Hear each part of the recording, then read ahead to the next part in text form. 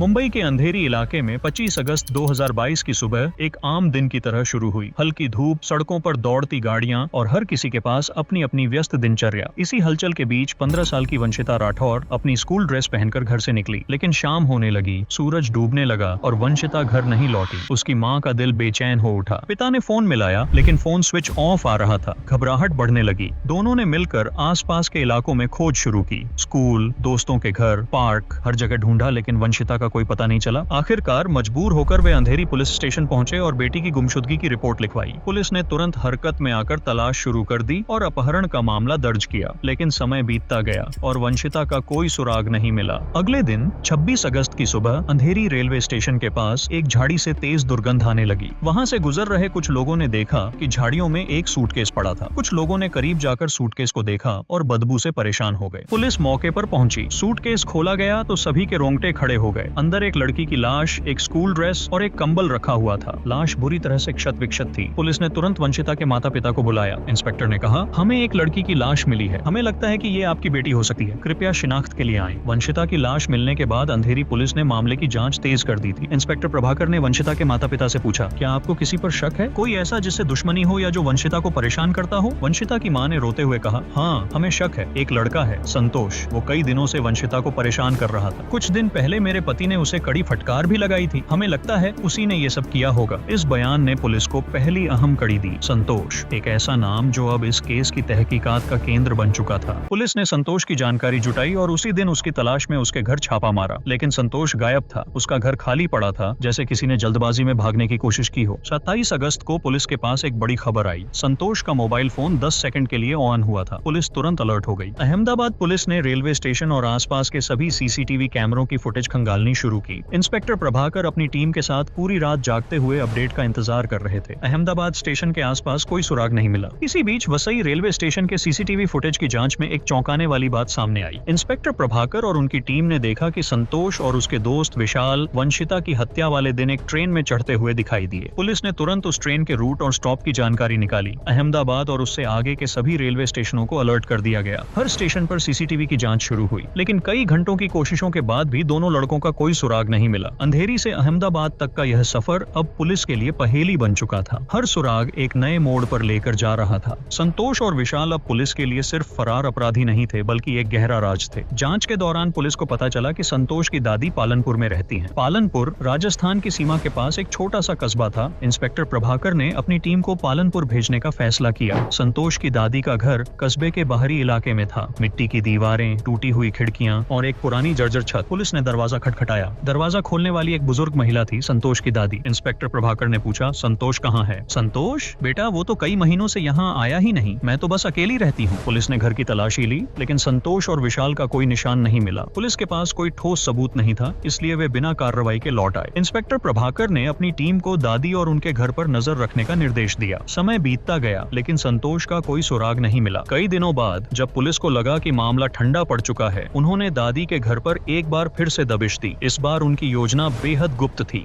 Police ने रात के समय दादी के घर को चारों ओर से घेर लिया। एक बार फिर दरवाजा खटखटाया गया। दादी ने वही पुरानी मासूमियत भरी आवाज में कहा, अब क्या रह गया है? मैंने पहले ही सब कुछ बता दिया है। पुलिस ने पूरे घर की गहराई से तलाशी ली। हर कोना, हर छिपने की जगह को जांचा गया, लेकिन इस बार भी निराशा ही हाथ लगी। ना संतोष मिला, ना विशाल। मुंबई पुलिस की कई दिनों की मेहनत बेकार जाती दिख रही थी। पालनपुर में 2 बार छापेमारी करने के बाद भी संतोष और विशाल का कोई सुराग नहीं मिला था। इंस्पेक्टर प्रभाकर और उनकी टीम अब थके हुए और निराश हो चुकी थी। पुलिस की गाड़ियां अब वापस मुंबई लौटने की तैयारी कर रही थीं। तभी इंस्पेक्टर प्रभाकर के फोन की घंटी बजी। मैं आपको कुछ बताना चाहता हूँ। वो दोनों लड़के जिनकी आप तलाश कर रहे हैं, संतोष की दादी के घर में ही छिपे हुए हैं। पुलिस की गाड़ियां तेजी से पालनपुर के बाहरी इलाके की ओर बढ़ने लगीं। संतोष की दादी का घर एक बार फिर पुलिस के घेरे में आ गया। रात के सन्नाटे में पुलिस ने पूरे इलाके को घेर लिया। तलाशी शुरू हुई। कुछ देर तक तो सब सामान्य लगा, लेकिन जब पुलिस ने घर के पिछले हिस्से में बने एक छोटे स्टोर रूम का दरवाजा खोला तो वहाँ का नजारा चौंकाने वाला था। संतोष और विशाल को तुरंत गिरफ्तार कर लिया गया। इस ऑपरेशन में 40 दिनों की कड़ी मेहनत, हजारों किलोमीटर का सफर और दर्जनों सीसीटीवी फुटेज की जांच के बाद आखिरकार सफलता मिली। मुंबई लौटने के बाद पुलिस ने अपनी शैली में पूछताछ शुरू की। पहले तो दोनों लड़कों ने चुप्पी साधे रखी, लेकिन प्रभाकर का अंदाज ऐसा था कि ज्यादा देर तक वे टिक नहीं सके। विशाल ने सिर झुकाकर पूरी कहानी बयां कर दी। वंशिता की हत्या की वजह, उनकी भागने की योजना और दादी के घर में छिपने का हर राज खुलकर सामने आ गया। वंशिता और संतोष की पहली मुलाकात एक सोशल मीडिया प्लेटफॉर्म पर हुई थी। शुरू में हल्की फुल्की बातचीत और सामान्य चैटिंग हुई, लेकिन दिन ब दिन ये बातचीत गहरी होती गई। वंशिता ने संतोष के आत्मविश्वास और मजाकिया अंदाज को पसंद करना शुरू कर दिया और संतोष वंशिता की मासूमियत पर फिदा हो गया। कुछ ही हफ्तों में दोनों इतने करीब आ गए कि एक दूसरे से मिलने लगे। उनके मिलन का ठिकाना था विशाल का जुहू स्थित फ्लैट। जुहू के एक कोने में स्थित वह फ्लैट एक सुनसान इलाके में था। विशाल का घर उनकी मुलाकातों का अड्डा बन गया था। वहाँ वंशिता और संतोष घंटों बातें करते ही हंसते और अपनी छोटी सी दुनिया में खो जाते। विशाल खुद भी कई बार उनके साथ होता, लेकिन ज्यादातर समय उन्हें अकेला छोड़ देता। यह सिलसिला महीनों तक चलता रहा। दोनों के बीच का रिश्ता गहराता गया, लेकिन संतोष को कभी यह अंदाजा नहीं था कि उनकी ये मुलाकातें एक दिन उसकी जिंदगी को हमेशा के लिए बदल देंगी। एक दिन जब वंशिता अपने स्कूल से संतोष से मिलने जा रही थी, तभी उसके परिवार वालों ने उसे पकड़ लिया और उन्होंने वहीं संतोष को भी धर लिया। वंशिता के परिवार वालों ने संतोष को बहुत बुरी तरह से मारा। उसकी सार्वजनिक बेइज्जती की गई। संतोष उस दिन बुरी तरह से टूट गया था। उसकी आंखों में आंसू और दिल में गुस्से का सैलाब था। ये जो अपमान किया है, इसका बदला तो मैं जरूर लूंगा, उसने मन ही मन कसम खाई। इधर वंशिता को भी घर में कड़ी निगरानी में रखा जाने लगा। उसने भी संतोष से बात करना और मिलना पूरी तरह से बंद कर दिया। यह दूरी संतोष को और भी ज्यादा परेशान करने लगी। संतोष के दिल में नफरत का बीज तेजी से पनपने लगा। उसने महसूस किया कि वंशिता ने उसे इस अपमान के भंवर में अकेला छोड़ दिया है। विशाल के फ्लैट पर हुई आखिरी मुलाकात में संतोष ने वंशिता को बुलाया। मुझे तुमसे आखिरी बार मिलना है, बस कुछ बात करनी है। वंशिता, जो अब तक संतोष से पूरी तरह दूरी बनाए हुए थी, उसके इस आग्रह को ठुकरा नहीं सकी। वंशिता स्कूल के बहाने वहां पहुंची। संतोष ने दरवाजा खोला। संतोष ने उसे मनाने की कोशिश की। देखो,